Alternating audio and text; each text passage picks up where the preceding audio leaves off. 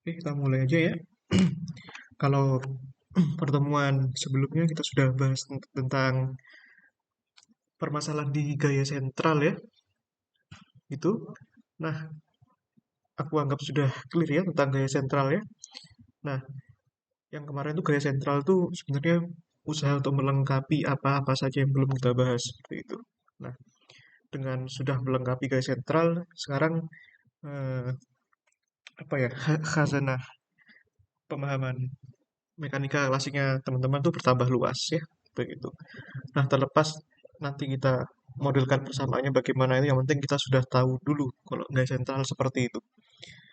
Nah, jadi karena sudah luas sekali ya bahasanya ya, kita sudah pernah bahas yang Newtonian, kita pernah juga bahas yang Lagrangian, kita juga pernah bahas yang eh, kita juga pernah bahas yang ya, Lagrangian, Newtonian, ya Hamiltonian pernah, dan gaya sentral pernah, sudah semua. Jadi persoalan yang sebenarnya kita belum bahas itu kan dinamika benda tegar ya. Nah, tapi kalau konteksnya nasional itu soal seperti itu sangat minoritas gitu.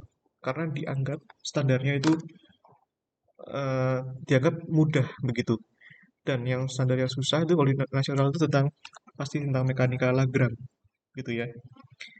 Nah, mekanika Lagrange dan mekanika Hamilton tuh termasuk mekanika analitik gitu ya. Nah, jadi persoalannya ya kalau kita review sedikit saja. Kalau kita bahas mekanika analitik ya. Nah, mekanika analitik ini ya persoalannya mencakup mencakup Lagrange, Lagrange dan Hamiltonian ya. Nah, teman-teman bisa sebut ini nama lain dari mekanika klasik ya. Tapi mekanika analitik ini hanya sub bahasan saja dari mekanika klasik ya, sub bagian besar. Nah, begitu. Tapi kalau kita tentu bahas analitik ya, kalau analitik itu pasti tidak jauh dari apa namanya dari teoretis ya. Teoretis yang merupakan hasil dari pemodelan matematis yang kita buat di awal, begitu ya. Nah, kenapa ada mekanika analitik yang isinya Lagrange dan Hamiltonian? Ya karena terkadang sistem yang kita tinjau tidak bisa sederhana, ya tidak bisa digunakan pendekatan Newtonian saja, melainkan perlu pendekatan yang lebih baik. Dalam hal ini adalah Lagrange dan Hamilton. Nah, kita diskusikan persoalan-persoalan yang berkaitan dengan itu ya pada Onmipa Nasional tahun 2014 dan Onmipa Nasional tahun 2017 ya. Eh, sayangnya aku nggak mendapatkan soal yang 2018, 2019 nggak dapat. 2020 dapat tapi hilang gitu ya. Dan akses untuk mendapatkan soal nasional ini juga susah begitu. Nah, kenapa aku punya ini? Karena aku beli buku gitu yang isinya persoalan-persoalan gini.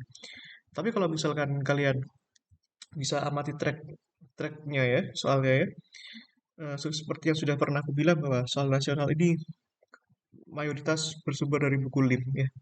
Jadi kalian bisa kerjakan ulang soal-soal yang dari buku LIM, dan di buku LIM sudah ada solusinya ya. Jadi kalian bisa kerjakan ulang gitu ya. Nah, oke, kita bahas dua-duanya yang bukan permasalahan yang sama ya, tentang topik Lagrange gitu ya, tentang topik persamaan Lagrange. Nah, kalau kalian lihat di sini aku bacakan persoalannya ada sebuah cincin kecil bermassa M1 ya. Dapat dengan bebas bergerak secara horizontal sepanjang tongkat tipis yang berfungsi seolah-olah sebagai rel kue cincin tersebut. Nah, katakan sekarang posisi cincin dari suatu titik acuan adalah X ya. Nah, kalau kalian mengacu apa yang ada di mengacu pada apa yang ada diketahui di sini, jelas kalian harus jelas kita harus membuat permodelan soalnya sesuai variabel-variabel yang sesuai dengan yang diketahui ya. Massa kecil yang lain digantung tuh M2 dengan suatu tali tak bermassa panjang L. Jadi apa yang membedakan dalam konteks perumusan? Kalau benda di tali ya, benda digantung dengan tali dengan panjang L. Kalau dia bermassa dan tak bermassa, bedanya di mana? Bedanya dalam konteks apa? Dalam konteks energi kinetik rotasinya. Kalau talinya bermassa, ya artinya ada energi kinetik rotasi di situ, ya setengah I kali theta dot kuadrat, ya atau setengah I omega kuadrat. Nah, kalau tak bermassa kan artinya I-nya itu yang suku inersia yang ada M-nya itu kan nol, ya karena masanya itu nol, begitu. Nah, ya kalau kalian kan kemarin baru ambil mekanika ya, kalau kalian melihat persoalan di UAS kemarin itu, ujian akhir semester itu, ada double pendulum ya, itu tidak perlu pakai energi kinetik rotasi, ya. Padahal memang berotasi terhadap sumbunya, titik pusatnya. Nah, itu kan nggak ada suku energi kinetik rotasi di sana. Adanya translasi yang kalian buat kan di sana kan yang pernah kita tutor lama-lama itu. Nah, kenapa? Karena di soalnya pun ya talinya itu tidak bermassa, gitu ya. Oke, itu ya penting itu pengetahuan seperti itu. Nah, ini diikatkan dengan cincin di atas, ya. Tali tersebut membentuk sudut V terhadap arah vertikal. Nah, langkah pertama apa yang harus kita buat? Tentu saja gambarkan, karena soal ini tidak melibatkan modelnya ya. Jadi kita perlu gambarkan ya, secara instan. Itu gini ya. Nah, jadi ini begini ceritanya. Nah, sekarang di sini itu ya, di sini tuh ada rel gitu ya. Ada rel gitu.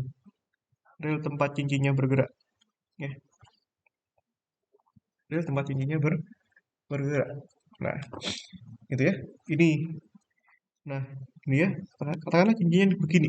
Nah, ini tuh bisa bergerak bebas ya. Ini punya massa ya, ini yang bergerak bebas ini punya massa M M1 ya. Nah, nah titik acuannya itu adalah X ya di sini. Nah, titik acuan dari sini ya. Nah, oke. Titik acuan dari sini itu ya. Itu adalah X ya. X besar ya. Nah, ini digantungkan dengan sebuah massa M2. Ini membentuk sudut V ya. Nah, gini. Nah, ini sebuah massa M2 gitu ya, membentuk sudut V gitu ya terhadap arah vertikal. Begitu. Nah, gitu ya. Nah, pertanyaan yang pertama itu adalah kita tentukan fungsi Lagrange-nya bagaimana? Ya, Lagrangian. Ya, karena ini sudah bolak-balik tak ajarkan ya, jadi kalian harus ingat-ingat terus begitu. Kalau kita ingin mengkonstruksi Lagrangian, kita harus tahu energi kinetik dan energi potensialnya. Begitu kan? Kalau kita ingin tahu energi kinetik dan potensialnya, kita harus tahu koordinat umum yang mengacu pada benda yang bergerak. Begitu ya. Nah, sekarang eh, untuk membuat koordinat umum, kita harus buat dulu kerangka sumbunya. Ya, sumbu X, Y-nya itu kita sepakati di mana, gitu ya. Nah, katakanlah kita sepakati di sini, ya, biar lebih mudah aja di sini, ya. Nah, sumbu X dan Y. Nah, gitu ya. Kenapa? Seperti ini, karena ini nanti benar-benar menentukan bentuk konstruksi dari koordinat umumnya. Meskipun kalau kita masukkan di Lagrangian dan solusinya tidak memberikan perbedaan, ya. Nah, sama aja istilahnya. Oh, sorry, kebalik lagi. Ini X yang di bawah ya harusnya. X yang di sini. Nah, begitu. Nah, pertama kita lihat ya, di sini talinya panjangnya L begitu ya. Nah, nah, kalau kita ingin mengetahui koordinat umumnya di mana, kita harus mengetahui posisi bendanya ada di mana, ya. Kalau kita ingin tahu posisi bendanya ada di mana, kita harus lihat bendanya ada berapa, ya. Bendanya kan ada dua di sini. Benda satu dengan massa M1, ya. Kita tulis koordinatnya. Koordinatnya X1, Y, Y1. Yang benda bermassa 2, X2, Y2, Y2. Ya. Nah, koordinat umum itu sebenarnya kalian bisa definisikan koordinat mana yang kalau benda itu bergerak, ya, besarannya berubah. Nah, kita bisa lihat X ini. Apakah X besar ini koordinat umum? Ya, jawabannya iya, karena sepanjang M1 bergerak, ya, X ini pun berubah, ya.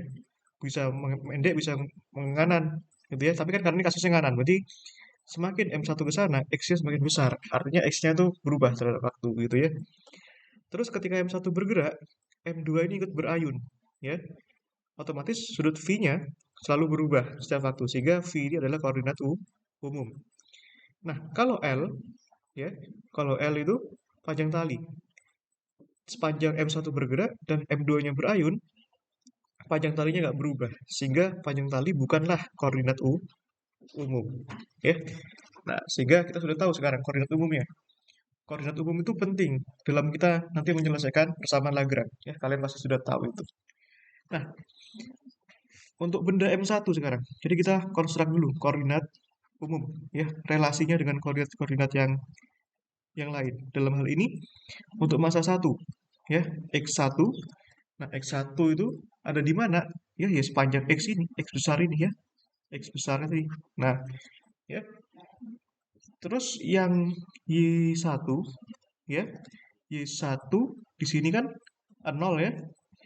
Kan di sini kan di situ sini. Ini kan 0 ya.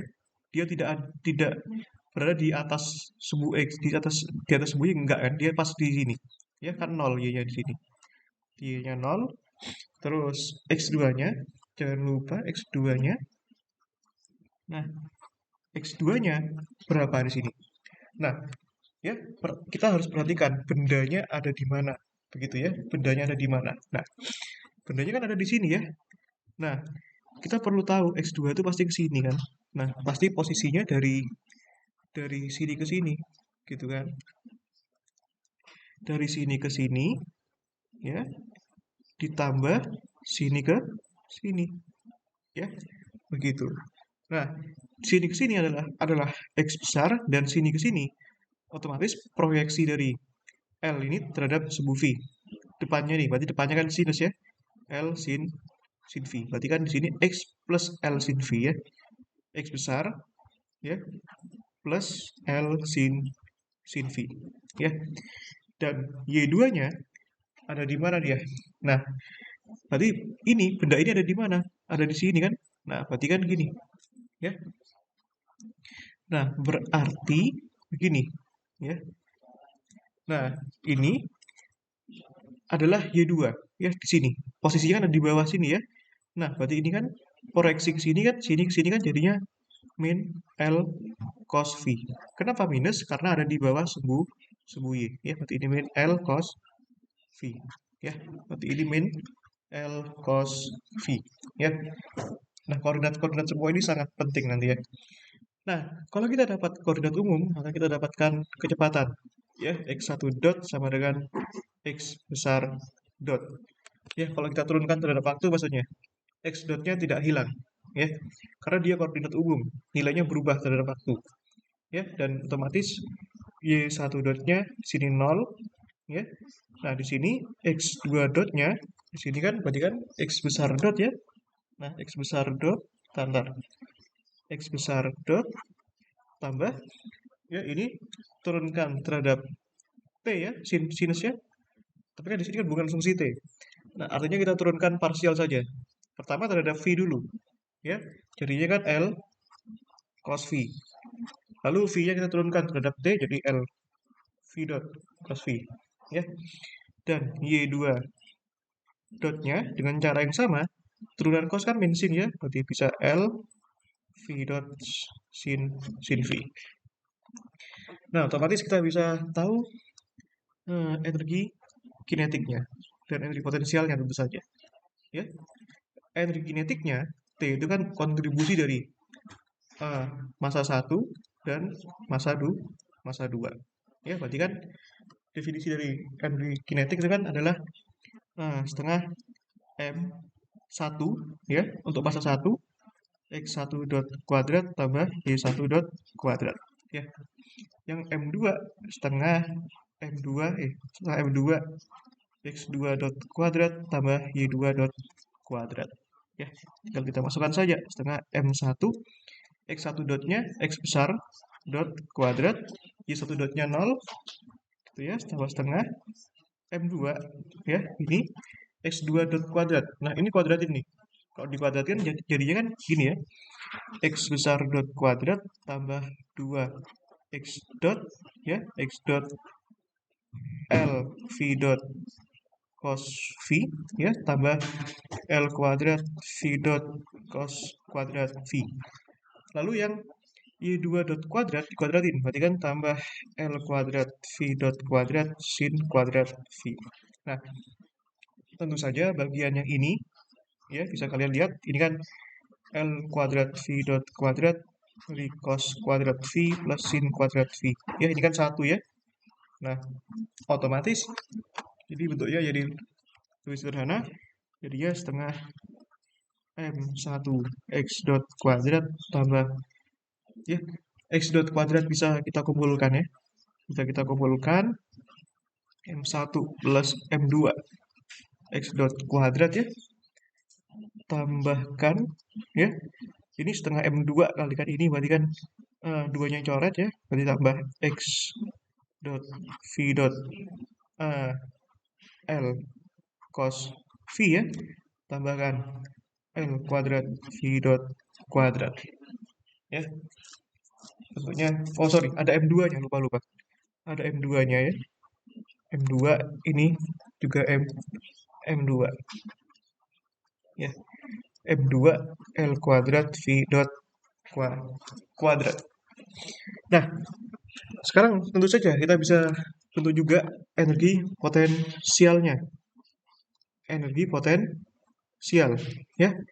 V-nya itu kan kontribusi dari massa 1 juga dan massa 2 ya. Energi potensial kan definisinya sederhana sekali ya. Itu kan sebagai ketinggian. Tapi dalam konteks koordinat umum ini kan bisa kita tulis mg, ketinggian untuk M1 itu Y1 dan M2 mg Y2. Dan ini untuk massa 1 dan massa 2 ya. Yang Y1 kan 0 ya. Nah, yang Y2 ini min L cos V. Ya, berarti kan min M2 G L cos V. Ya, gitu. Nah, gitu ya. Nah, sekarang tentu saja kita bisa konstruk juga yang namanya Lagrangian. Ya, L T min V. Ya, berarti T-nya itu ini ya, T-nya dikurangi V ini. Berarti kan kalau dikurangi jadinya positif ya. Nah, berarti jadinya sebagai berikut. Plus ya. Nah, begitu. Ini adalah bentuk Lagrangiannya. Dan tidak usah dilanjutkan karena pertanyaannya baru terbatas Lagrangiannya saja. Ya. Nah, di sini termasuk hanya Lagrangian saja. Begitu ya. Nah, terus yang kedua yang ditanyakan adalah ya apa tadi, momentum Px dan Pv serta gaya umum ya, serta gaya umum gitu. Nah, oke. Kalau kita ingin mencari gaya umum atau ini Px Pv-nya ya, pasti ini nanti ada keterkaitan harusnya ya. Nah, pertama kita cari Px dulu ya. Nah, itu kita apa namanya, kita dapetin Lagrangiannya ya. Nah, sebagai berikut. Begitu. Nah, kalian pasti ingat deskripsi dari P itu apa? Deskripsi dari P ya, momentum ya, momentum itu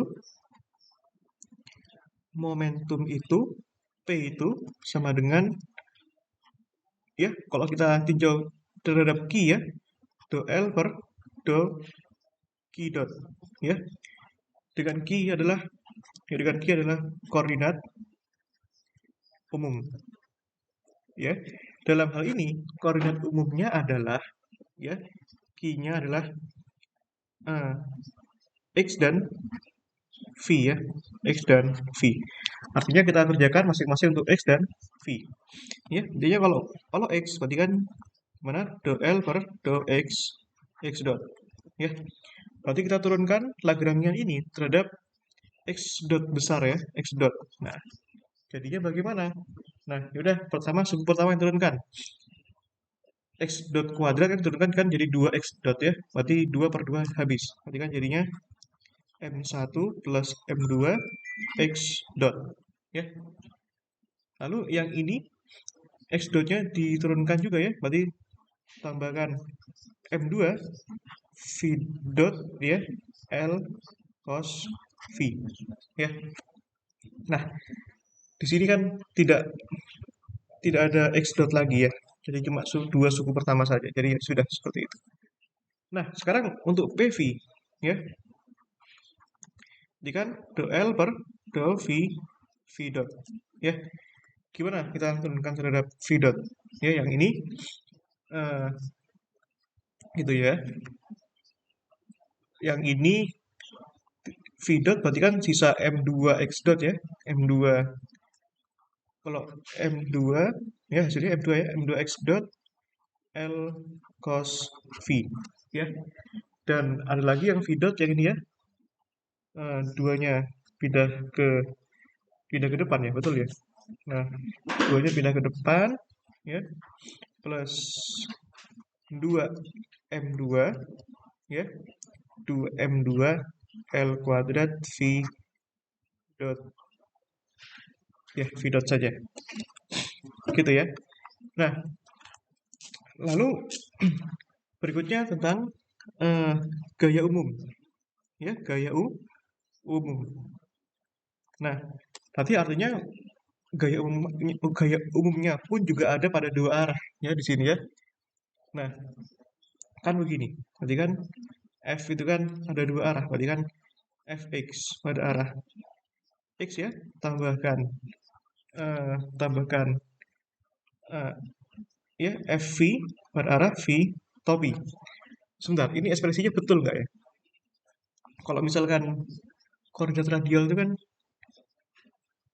L ya, harusnya ya, ada komponen L-nya ya.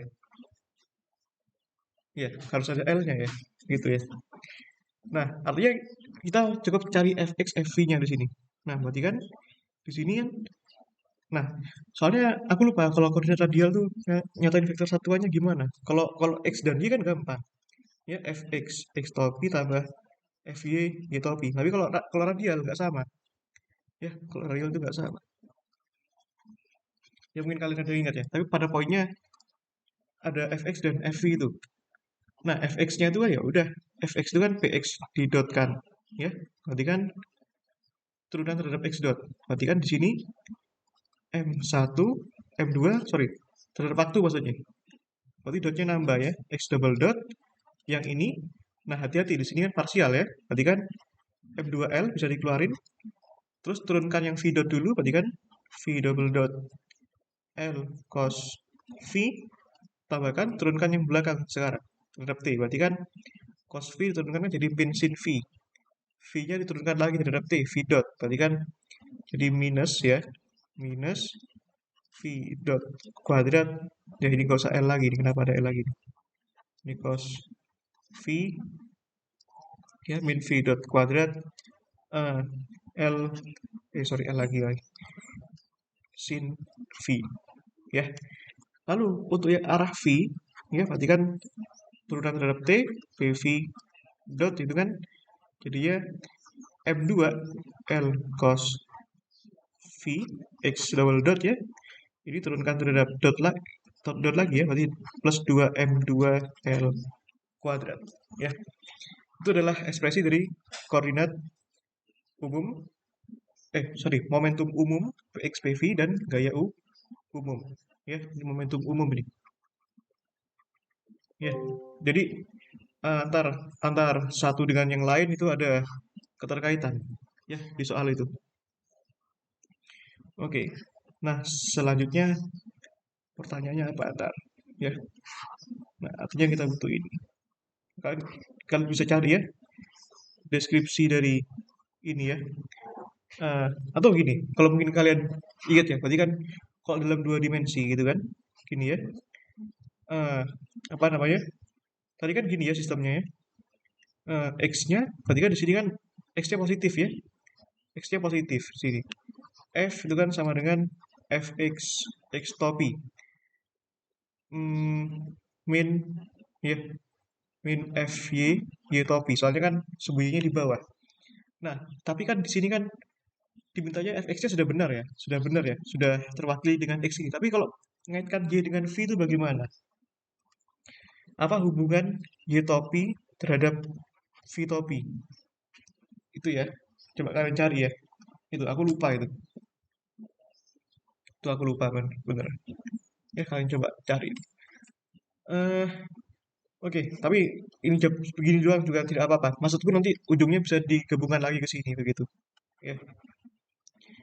Oke, pertanyaan pertanyaan berikutnya. Jabarkan persamaan gerak Euler-Lagrange ya. Nah, kalau yang kalian lihat tuh persamaan Euler-Lagrange itu ya dalam konteks mekanika klasik itu ya adalah persamaan Lagrange itu sendiri ya. Persamaan Lagrange ya, persamaan apa namanya? Euler La Lagrange ya, di mana ekspresinya d dt do L per do Q dot ya, min do L do Q sama dengan nol. Ini tuh mirip sama kayak persamaan Euler-Lagrange. Kalau Euler-Lagrange kan bedanya di sininya kan x, di sini kan x, di sini y dot y, atau kebalikannya di sini y, di sini x dot, di sini x. Kan sama saja trennya ya. Nah, gitu. Jadi persamaan Lagrange itu adalah spesifikasi sendiri untuk mekanika klasik dalam ya dari Euler-Lagrange itu sendiri ya. Atau persamaan Euler-Lagrange untuk mekanika ya persamaan Lagrange itu sendiri ya. Nah, tentu saja kita gunakan lagi ini ya, kita gunakan lagi ini di sini ya, di mana Lagrange-nya seperti ini dan koordinat umumnya di sini x dot dan v dot ya. Sorry, key maksudnya. Koordinat umumnya key ya, key x dan v. Nah, sekarang artinya persamaan Lagrange-nya ada dua ya. Pertama untuk x dulu ya. Berarti d dt, nah do L per do x dot ya, min do L do x sama dengan sama dengan 0 ya. Nah, di mana do L do x tadi yang di depan ini kan semua sudah didapat ya, depan ini ya. Nah, kalau kalian lihat tadi kan ini kan do L do x dot udah dapat ya. Terus didotkan lagi ya. Jadinya kan seperti ini, yang depan ini kan. Jadi kita nggak perlu turunkan dua kali. Ya, kita dapat yang ini. Ya, begitu. Jadi kan sama saja. Nah, untuk yang suku pertama tadi ya. Untuk suku yang pertama. Nah, kita dapetin sebagai berikut ya. Nah, ini tar tadi apa? M2L ya. Ini V. Nah, sudah itu ya. Sekarang, nah ini kalau kalian clue ya, lihat fx ya di bagian B ya. Terus bagaimana dengan turunan terhadap terhadap x ya? Dan di sini kan tidak ada x ya. Jadi ya udah, ini sama dengan 0 ya. Nah, artinya kita dapatkan persamaan yang bentuknya seperti ini ya. Jadi kita kumpulkan yang x sama x saja deh. M1 M2 x double dot ya, tambah M2L ya, V dot ya, M2L cos V dot sama dengan M2L sin V dot kuadrat. Nah, ini kenapa jadi V begini? Nah, V dot kuadrat ya gitu. Nah, sekarang untuk yang V ya, untuk yang V. Nah, ya udah, untuk yang V itu berarti ddt ya, do L do V dot min do L do V sama dengan 0. Dan seperti yang bisa kalian lihat, berarti jawaban yang ini pun juga sama di jawaban sebelumnya. Ya, lihat jawaban, lihat FV, ya. Kan mirip kayak gini. FV di bagian B, ya. Apa itu jawabannya? Ya, jawabannya yang seperti ini, gitu ya. Nah, makanya soal-soal MIPA itu biasanya ada keterkaitan satu dengan yang lain, ya. Ini berarti turunkan terhadap V sekarang. Ini ya jadinya kan eh, turunkan cos jadinya min ya, betul ya. Min, ini min sin V berarti plus, ya. Berarti kan M2 GL sin V, ya. Sama dengan E0, gitu ya. Oke, oke, oke. Oke, gitu ya. Jadi, nah ini. Oke, jadi kita dapetin persamaan, ya. Persamaan yang ini, ya. Persamaan yang ini dan persamaan yang ini. Tentu ini persamaan yang kita lihat nggak sederhana ya untuk menyelesaikannya. Nah, terus sama pertanyaannya nih, selanjutnya. Tentukan persamaan besaran yang berlaku untuk besaran yang kekal. Ya, besaran yang kekal adalah X dan yang kekal tuh yang X dan V gitu. Ya. Nah, jadi C sama D itu satu jawaban sebenarnya. Yang pertama jabarkan, ya jabarkan tuh ini, ya. Nah, jabarkan tuh yang ini, jabarkan ini, ya. Terus persamaan persamaan yang kekal ya yang X dan V itu, ya. Atau sebenarnya ya, atau sebenarnya mungkin bisa dicari solusinya nanti sama kalian ya. Tapi ya aku rasa persamaan-persamaan ini ya sebenarnya C dan D itu satu persamaan ya. Nah, persamaan yang kekal ya persamaan untuk besaran yang kekal. Ya besaran yang kekal. Ya, kekal, ya kekal. Ya lihat jawaban C ya. Lihat jawaban C. Nah, sebenarnya karpe soal ini sama Euler Lagrange itu artinya kalian turunkan dulu do L do X-nya itu gimana gitu ya. Itu. Jadi konteksnya seperti itu. Oke, sampai sini ada yang mau kalian tanyakan sebelum atau kalian diskusikan sebelum kita lanjut ke soal yang nomor 2.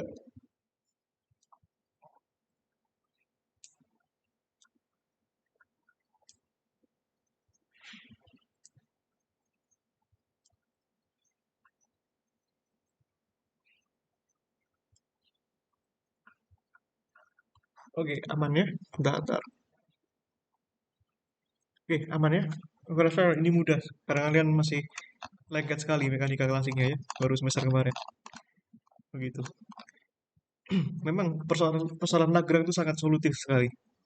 Membuat sesuatu yang sulit, yang kita pandang kasusnya nggak enak dilihat, jadi enak diselesaikan gitu ya. Oke, ini persoalan tahun 2017 ya. Ini jadi aku komentari sekali lagi ya. Kalau kita akumulasikan soal wilayah dan soal nasional itu kan ada di Google Lim ya. Kita sudah bahas banyak sekali soalnya mekanika klasik ini, apalagi yang wilayah. Dan soalnya kan kelas apa namanya wilayah sama nasional mirip-mirip ya. Nah, jadi bedanya tapi yang nasional kan lebih susah saja ya dan pertanyaannya lebih berantai ya. Berantai pertanyaannya.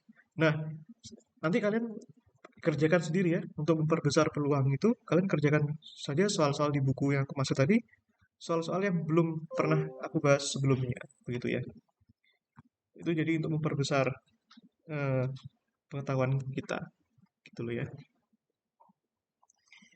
Nah, oke. Oke. Nah, sekarang nomor berikutnya. Oke. Ya, begitu.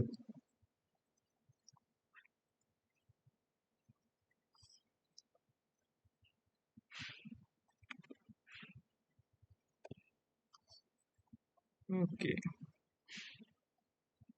Ya, ini memang pertanyaan cuma 3 ya.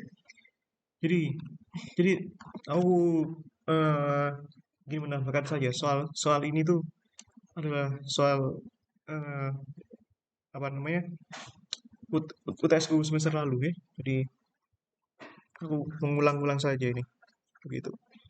Di buku LIM juga ada, tapi di buku LIM bukan pertanyaannya bukan persamaan Euler Lagrange, tapi persamaan Lagrange dan sebenarnya sama saja gitu. Oke, untuk sistem berikutnya ya. Jadi aku rasa jadi jelas ya, dua batang tipis bermasa M ya dan panjang L dihubungkan oleh sebuah engsel licin ya. Engsel licin di sini sehingga dia bergerak bebas. Nah, sistem dalam keadaan diam permukaan datar yang licin seperti gambar di bawah. Pada T0 detik benang dipotong. Nah, di sini ada benang nih ya. Kalau dipotong artinya nanti batangnya bisa bergerak ke bawah. Abaikan masa benang dan masa engsel ya. Nah, sebentar. Masa engsel tuh yang mana? Masa engsel tuh yang ini ya. Ini. Nah, kalau masa engsel itu yang ini ya, bukan masa batang ya, berbeda. Oke. Nah, kita bisa gambarkan yang serupa ya, seperti itu modelnya. Nah, ya. Jadi ya my class itu seperti itu. Nah, oke. Kita gambarkan begini ya. Nah, itu ya. Mirip lah. Nah, di sini katakanlah theta ya. Nah, theta gitu. Aku lebih suka dinyatakan dalam bentuk umum daripada langsung eksplisit 30 gitu. Tetanya di sini 30 derajat ya. Nah, oke, pertama yang ditanyakan persamaan ya, persamaan Euler Lagrange. Ya, persamaan Euler Lagrange ya persamaan Lagrange itu sendiri. Nah, oke lah. Sekarang kita harus tahu letak koordinatnya ada di mana. Ya, langkah pertama kita, ya kalian bisa buat istilahnya flowchart itu menyelesaikan persamaan untuk menyelesaikan persoalan Lagrange itu. Ya, bisa dimulai dari koordinat umum. Kalau yang kita ingin tahu koordinat umum, letak bendanya ada di mana? Nah, sekarang kan masalahnya di mana ini letak bendanya ini? Ya, letak bendanya kan sepanjang ini. Apakah di sini? Apakah di sini? Apakah di sini? Apakah di sini? Kira-kira di mana? Jelas berada di pusat masanya. Ingat ya, kalau benda tegar seperti ini tuh ada di pusat masanya. Pusat masanya di mana? Kalau benda panjang itu ya, ya itu di tengah, ya di sini ya. Nah, gitu loh. Ya.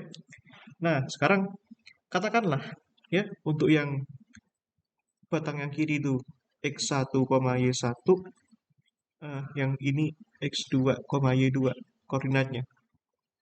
Ya.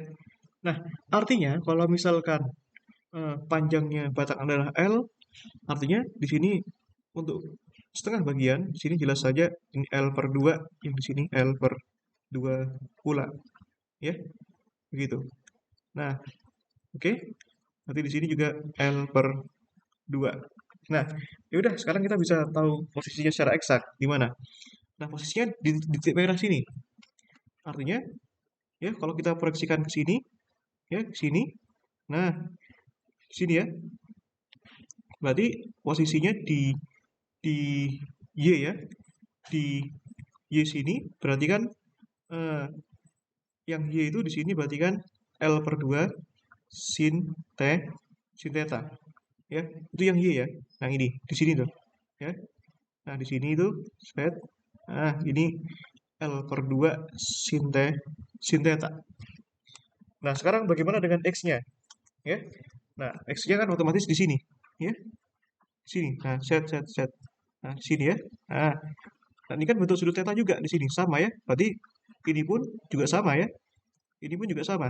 Nah, sudut sini pasti sama dengan sudut sini, pasti sama. Berarti kan di sini jadinya L per 2 diproyeksikan ke sini ya, jadi cos theta. Sedangkan bagian sini itu adalah minus L per 2 cos theta. Kenapa minus? Karena di sini ada di kiri sumbu X ya. Kalau di 0 kan sebelah kirinya kan ada minus, minus 1, 2, minus 3, dan seterusnya. Makanya dia minus. Nah, sudah kita dapatin koordinat umumnya di sini ya, bahwa di sini X1 itu, di sini ya X1 itu min L per 2 cos V, dan Y1 adalah L, kok V lagi sih, theta toh, theta, Y1 itu L per 2 sin theta, dan X2 adalah L per 2 cos theta, Y2 adalah L per 2 sin theta. Nah, tentu dari sini dengan prosedur yang sama dengan sebelumnya, kita dapatkan kecepatan. Ya, X1 dot turunkan terhadap T, jadinya turunan cos kan minus ini ya. Berarti kan min-nya jadi plus, jadi kan L per 2 ada theta dot ya, sin theta. Nah, untuk yang Y1 dot berarti kan L per 2 theta dot cos theta, dan X2 dot adalah L per 2 ya, minus ya, theta dot sin theta, dan kalau Y2 dot adalah L per 2 theta dot cos theta. Ya, setelah kita tahu koordinatnya, kita akan tahu energi kinetiknya. Ya, energi kinetik.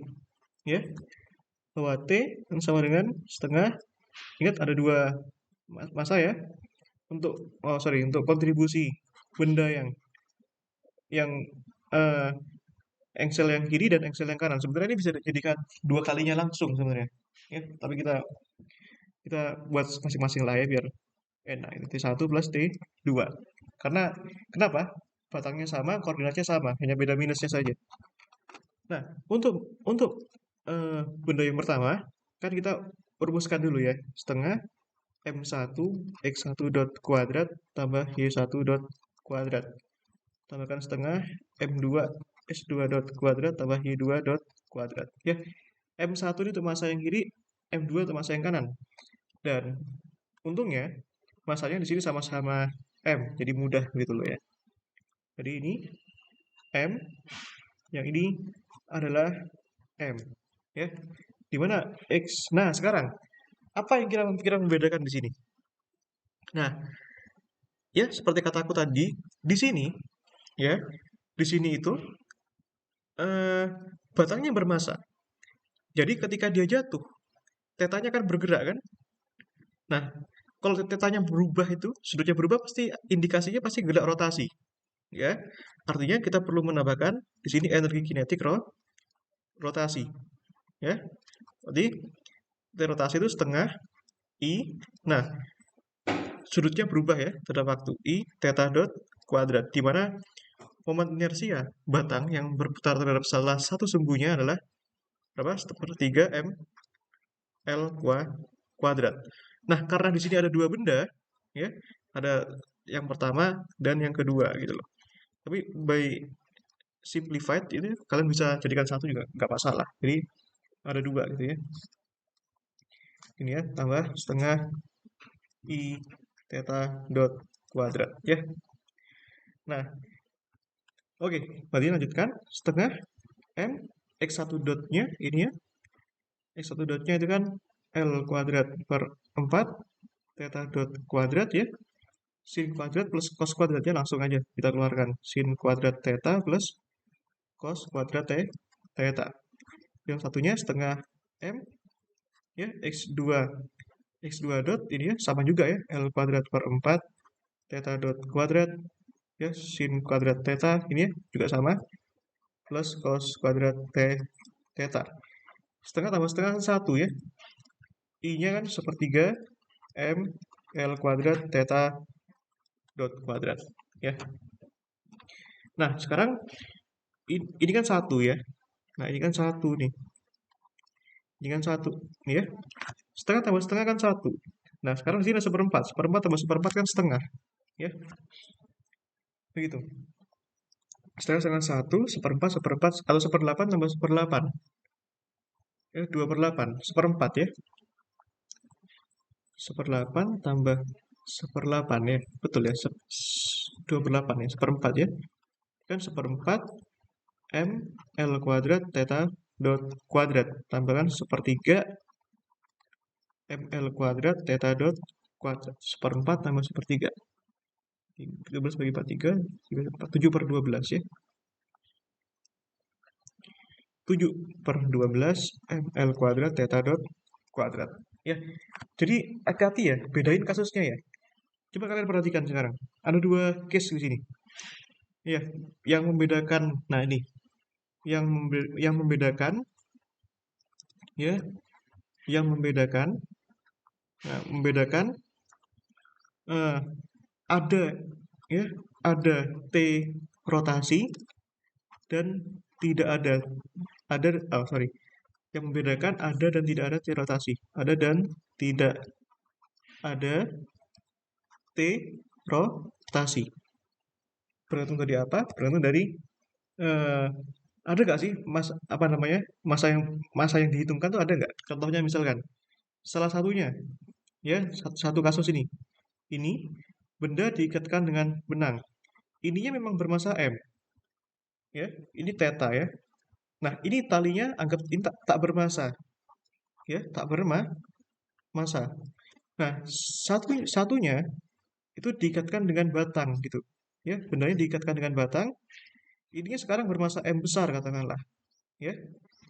Nah theta. Nah sekarang ini bermasa. Nah sekarang kira-kira eh, kita bisa nebak di sini. Eh, ini sebenarnya ada juga energi kinetik rotasi, tapi karena masanya tak ada, berarti kan nol. Artinya kan di sini kan secara umum kan di sini T rotasinya, ya T rotasinya itu kan energi kinetik rotasi itu kan setengah I theta dot kuadrat ya.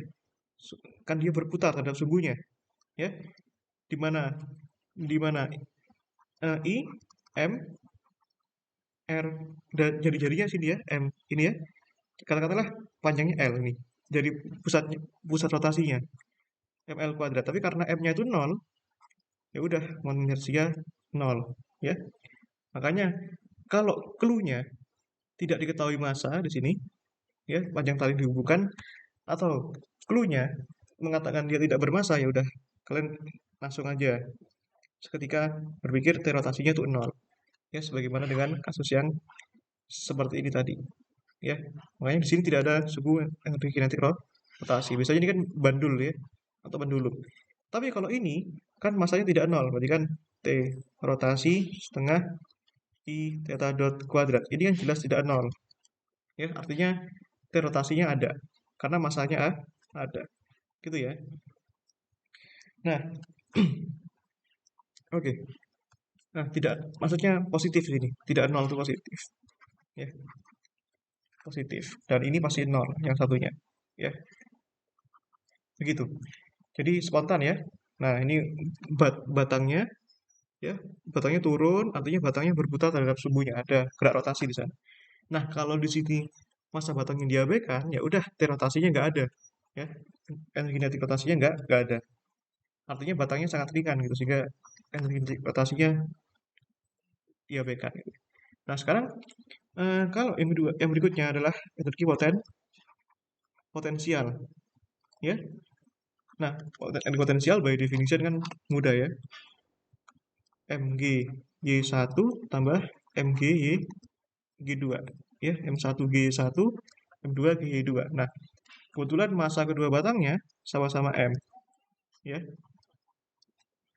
Nah, sekarang ini M G Y1-nya Y1-nya L per 2 sin theta ya. L per 2 sin theta Y2-nya MG L per 2 sin theta ya udah jumlahkan aja. Berarti kan MGL sin theta ya. Maka kita bisa konstruksi juga apa namanya Lagrangiannya Lagrangian nanti L-nya kan sama dengan T min V ya dimana T-nya simpel sekarang ya 7/12 M L kuadrat theta dot kuadrat ya sedangkan V-nya di sini M I L sin theta. Nah sekarang ke persamaan Lagrange ya persamaan Lagrange ya, atau Euler-Lagrange. Nah, itu gimana? DDT ya, do L do Q dot ya, min do L do Q sama dengan 0 ya. Nah, sekarang masalahnya Q-nya itu apa? Kan Q-nya kan koordinat umum ya. Di sini koordinat umumnya hanya theta ya. Dengan Q-nya hanya theta. Kenapa? Sepanjang sepanjang batang ini turun, apa namanya, variabel yang berubah terhadap waktu hanya sudut di sini ya. Oke. Sekarang artinya Q-nya adalah theta. Jadi kita ganti ddt do L do theta dot min do L do theta sama dengan 0 ya.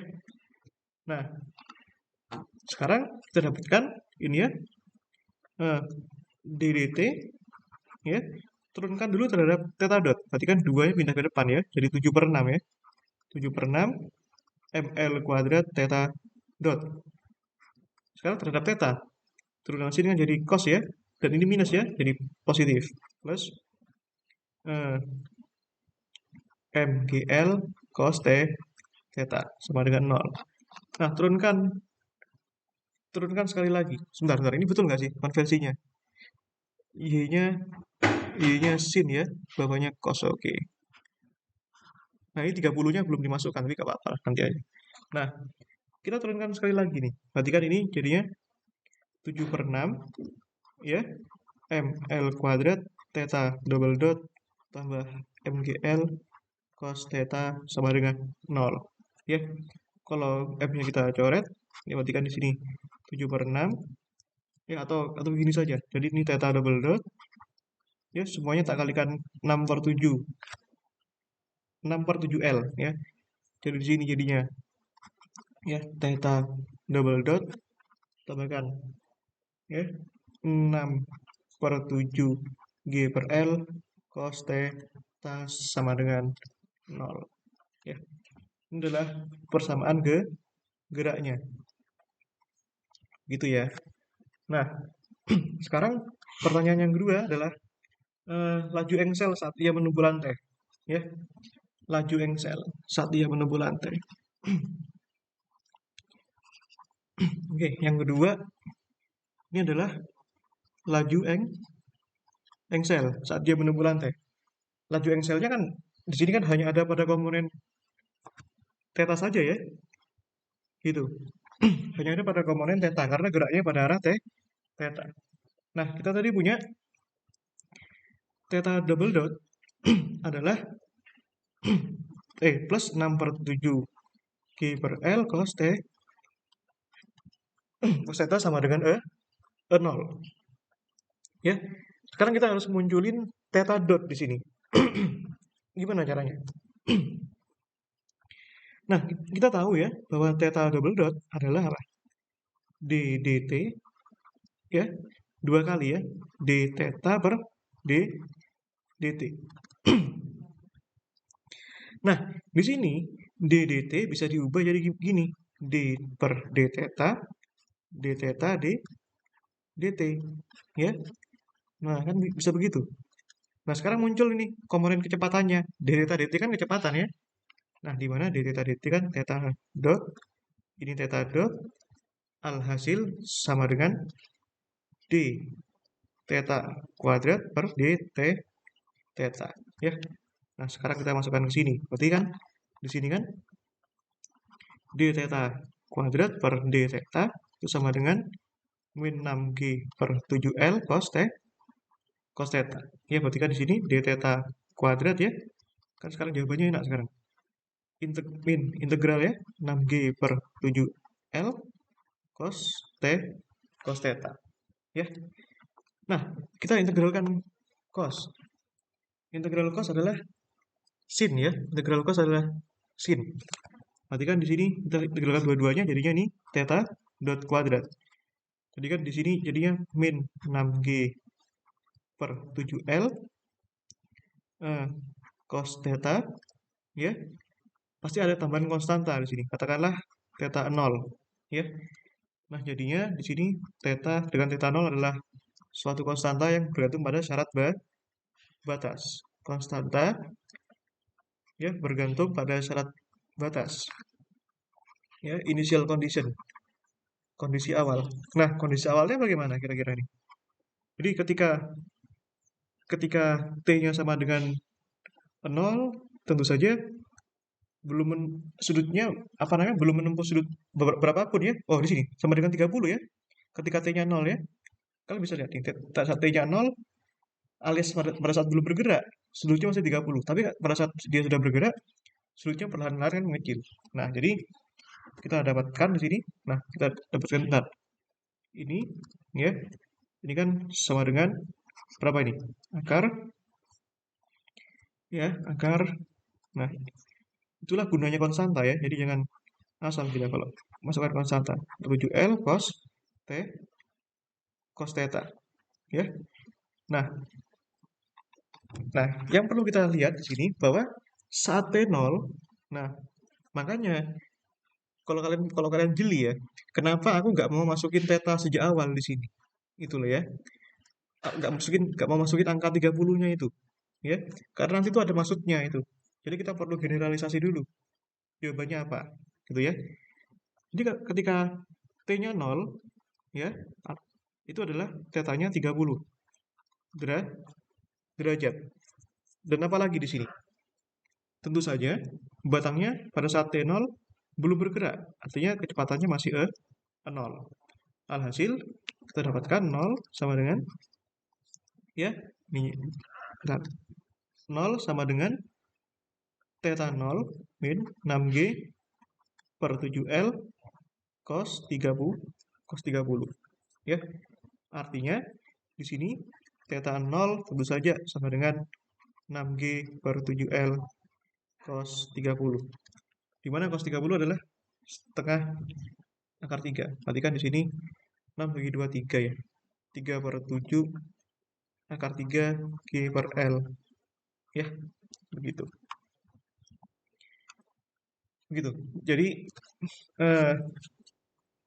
kita bisa dapetin nilai apa namanya? Kita dapetin nilai fungsi theta dotnya sekarang, berarti kan theta dot ya itu sama dengan akar ya, theta nolnya itu kan 3 ya, 3 G per L ya, 3 akar 3 per 7 akar 3 ya, min 6 per 7 cos theta. Ingat ini 30 ini syarat batas, bukan ininya diganti 30 sekarang. Kembalikan ke fungsi semula. Begitu ya. Begitu. Nah, sekarang ya kita dapetin nih hasil yang kecepatannya. Theta dot kan komponen kecepatan. Gitu ya.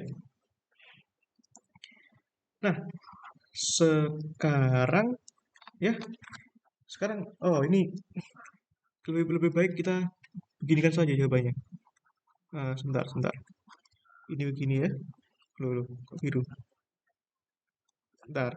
Jawabannya lebih indah itu, jawabannya bisa disederhanakan. Ya, dimana theta nolnya kan 3 per 7 ya. Nah, berarti ada G per L ya. Keluarkan semua, G per 7L. Nah, ini kan sekarang jadi jawabannya lebih baik. 3 akar 3 min cos 6 ya. 3 akar 3 min 6 cos theta. Ya, begitu. Nah, sekarang pertanyaan yang terakhir adalah di sini waktu yang dibutuhkan untuk engsel menumbuk lantai. Ya. Ketiga, waktu engsel menumbuk lantai. Ya. Nah, yaudah gampang ya. Artinya kita tanyakan adalah T-nya itu berapa. Nah, di mana kita punya theta dot adalah ya akar G per 7L 3 akar 3 min 6 cos theta. Dan kita tahu bahwa theta dot adalah d theta per dt. Ya. Artinya kalau kita punya dt itu sama dengan d theta ya. D theta integral d theta ini diintegralkan ya. G per 7L ya 3 akar 3 min 6 cos theta ya pangkat min setengah gitu ya. Nah, kita integralkan nih. Gitu. Ya, tentu ini integral ini nggak bisa analitik kayaknya. Integral kan tahu ya, integral 1 min cos theta ini kan nggak bisa analitik ya. Jadi jawaban akhirnya cukup dinyatakan dalam integral seperti ini, nggak masalah. Ya. Berarti tetanya dari berapa sampai berapa? Jelas pertama dari 30 derajat sampai tetanya 0. Ya, gitu. Nah, kita dapat ini. Oh, sorry. Ini maksudnya T-nya ini. Ya. Nah, ini sama saja, deh. Tetanya di belakang sama saja. Tapi aku suka integral itu eh, fungsinya di depan gitu ya. Jadi kan ada integral x dx. Ini bisa juga ditulis dx-nya di depan. Ya, kalau di luar negeri itu juga kebanyakan di depan. Jadi aku suka yang kayak gitu. Kenapa? Karena kebanyakan kalau kita nulis fungsinya dulu, kadang lupa menuliskan d-nya. Ya, dan itu fatal kalau di kalkulus ya. Begitu. Oke, ya ini cukup jawaban seperti ini saja karena memang ini nggak bisa diselesaikan secara analitik. Integral integral seper akar cos itu. Ya, nah begitu. Yang penting ekspresi ininya benar, nggak masalah dan nggak perlu diselesaikan karena memang jawaban kalau sudah tidak perlu diselesaikan ya nggak usah. Nggak mungkin di mekanika di OnMIPA itu jawaban numerik nggak mungkin. Kecuali kalau dia sudah memberikan petunjuk di soal bahwa bahwa ekspresi integral ini adalah hasilnya ini. Jadi begitu. Oke, aku pikir cukup itu saja ya. Oke, sebelum di akhiri mungkin ada yang perlu kalian konsultasikan atau mata kuliah kalian juga nggak apa-apa, gitu ya. Atau udah aman ya? Oke, itu ya. Jadi, oke belum ada ya dari sudah. Dari sini juga belum ada. Dari Iqbal juga belum ada ya. Besok kita lanjutin ya. Topik kita insya Allah besok termo saja ya. Berarti ya LD-nya eh, menunda ya begitu. Jadi ada persiapan 10 hari lagi. Niatku tuh pembinaan itu kita 2 kali lagi saja melunasi yang kemarin. Eldin dan Termo ya. Eldin dan Termo. Nah, kenapa aku begitu? Dan rencanaku seminggu sisanya itu kalian buat istirahat atau dan tentu saja kalian nggak mungkin istirahat ya karena tugasnya banyak gitu. Untuk persiapan mematangkan seminggu dan tentu saja aku tetap membuka peluang untuk konsultasi ya begitu.